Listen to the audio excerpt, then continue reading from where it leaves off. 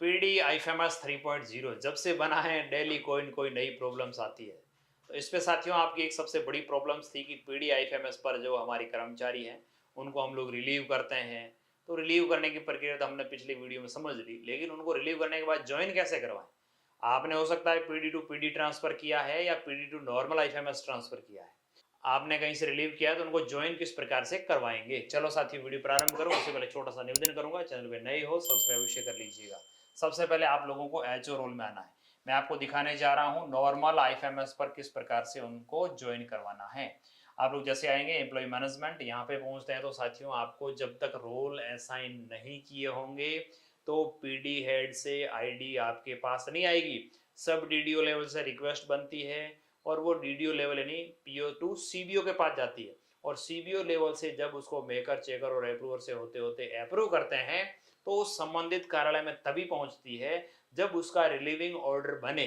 उस समय जो रिलीविंग करता है उनको निवेदन रहेगा, आप जब रिलीव करें तो वहां लिखा आता है ये कर्मचारी फला कार्यालय में जाएगा, इनकी आईडी वहां जाएगी। लेकिन जब तक अगले ऑफिस वाले द्वारा, जैसे हम लोग यहाँ अभी रिसीव करने वाले हैं, ज्वाइन करवाने वाले हैं, ज्वाइन कर्ता के ऑफिस में जब तक अप्रूवर रोल के अंदर रोल एचओ को असाइन नहीं कर रहा होगा तब तक उस ट्रांसफर ऑर्डर के अंदर जो आप वहां से रिलीव करते हैं वहां पर अगले ऑफिस का नाम शो नहीं करेगा। जब तक अगले ऑफिस का नाम शो नहीं करे तो आपको अगले ऑफिस वालों से यह पहले कहना है कि आप अपने वहां पे रोल असाइन करो। जब तक रोल असाइन नहीं होगा तब तक ज्वाइन नहीं होगा। जैसे हम लोग एम्प्लॉय मॉडिफिकेशन और ट्रांसफर ज्वाइनिंग वाले पे करते हैं, इससे पहले मेरे आपसे निवेदन रहेगा वर्क फॉर कॉन्फ़िगरेशन के अंदर टास्क असाइनमेंट पे जाएंगे और यहाँ पे आपको देखना है आपका मेकर चेकर और अप्रूवर के अंदर एचओ को रोल असाइन करना है, ना कि डीडीओ को।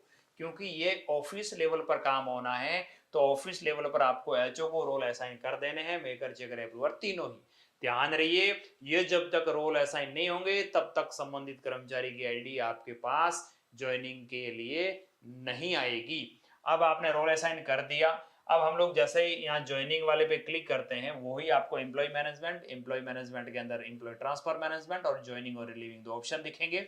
ज्वाइनिंग पे क्लिक करेंगे तो आपके पास ज्वाइनिंग के लिए जो व्यक्ति आ रखा है उसकी डिटेल्स आपको शो होगी और यहाँ पे ज्वाइन और रिवर्ट दो ऑप्शन दिखेंगे। आपको ज्वाइन नहीं करवाना तो आप लोग यहाँ से रिवर्ट भी कर सकते हैं, और ज्वाइन करवाने लायक हैं तो आप लोग ज्वाइन पे क्लिक करेंगे।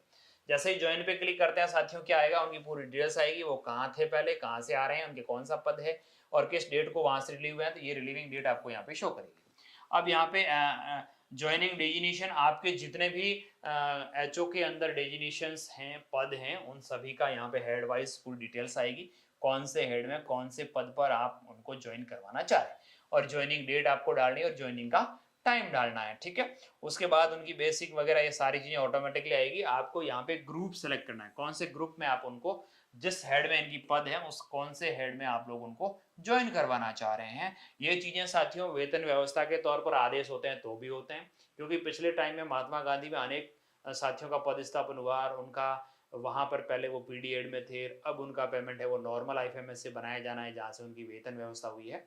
तो उस कंडीशन में आप लोग ये प्रक्रिया अपनाएंगे। हो सकता है उनका वहां पे भी पहले भी पीडी था, अभी भी पीडी आगे, तो क्या होगा, आपको पीडी टू पीडी ट्रांसफर करना है। वो ट्रांसफर का तरीका मैं पहले बता चुका हूँ। ज्वाइनिंग के लिए आपको सब डीडीओ रोल में पहले वो आईडीज दिखेगी, वहां से आप लोग उन ज्वाइन को रिक्वेस्ट को एक्सेप्ट करेंगे और वो रिक्वेस्ट फिर सीबीओ के पास जाएगी, सीबीओ वहां से अप्रूव करेंगे, तभी आपके वहां वो कर्मचारी शो करने लगेगा, ठीक है। अब ये करने के बाद आपको डॉक्यूमेंट्स अपलोड करना है। डॉक्यूमेंट अपलोड से पहले आप देख लेंगे उनका पहले जो आए हैं उसमें डॉक्यूमेंट्स आपको दिखाया जाएगा। वो डॉक्यूमेंट्स यदि प्रॉपर है तो ओके। उनकी ज्वाइनिंग जो उन्होंने किया, इनमें से आप joining application, joining section order, no dues certificate, other charges, जो भी आपके पास ऑर्डर उपलब्ध हो वो आप लोग अपलोड करते हुए सबमिट पे क्लिक करेंगे। जैसे हम लोग सबमिट पे क्लिक करते हैं साथियों, आपसे कंफर्म मांगेगा, यस करेंगे। इस पे उस कर्मचारी का पूरा डाटा दिखाया जाएगा, ये कर्मचारी है, वहां से आया, यहाँ ज्वाइन हो रहा है, वगैरह वगैरह। आपको यहाँ पे ये देख लेना है सही तरीके से सही जगह पे ज्वाइन हो रही है तो आपको ई साइन करना है। यहाँ पे एचओ का ई साइन होंगे, एचओ के जैसा ई साइन पे क्लिक करेंगे, ई साइन के लिए आधार नंबर आएगा, ओटीपी डालना है आपको, ओटीपी डालते ही वापस उस कर्मचारी का ऑर्डर जनरेट हो जाएगा, आप लोग उसको डाउनलोड करके रख सकते हैं। आपको उसके वेतन के साथ आगे फॉरवर्ड भी करना होगा, जब आप लोग पेमेंट बनाएंगे तो उनको ज्वाइनिंग किया है, कहाँ से आया, वगैरह वगैरह आदमी आपको सारी डिटेल्स रखनी होगी। तो इस प्रकार से आप लोग ज्वाइन करवा सकते हैं। ज्वाइनिंग के संबंध में आपको पुनः निवेदन करूंगा, जब तक जिस ऑफिस के अंदर आप लोग ट्रांसफर कर रहे हैं वहां तक रोल असाइन नहीं हो रखा होगा तो वहां पे प्रॉपरली आईडीज नहीं जाएगी, वहाँ हो सकता है वहाँ सीबीयू लेवल से वो अप्रूव कर रहे हैं बार बार ओटीपी लगा के, लेकिन आगे वो आईडी नहीं पहुंच रही। उसके पीछे रीजन यही है कि वहाँ अगले के पास जहाँ आईडी भेज रहे हैं उन्होंने अपने यहाँ पर रोल असाइन नहीं कर रखा है। यदि उन्होंने maker checker approver role assign कर रखे हैं तो उनके पास आईडी पहुंच जाएगी और आईडी एक्सेप्ट भी हो जाएगी। ये तरीका था आईडी को एक्सेप्ट करने का, यानी ज्वाइन करवाने का। ज्वाइन करवाने के बाद उस संबंधित कर्मचारी के आप लोग जितनी भी बकाया सैलरीज हैं वो पे कर सकते हैं।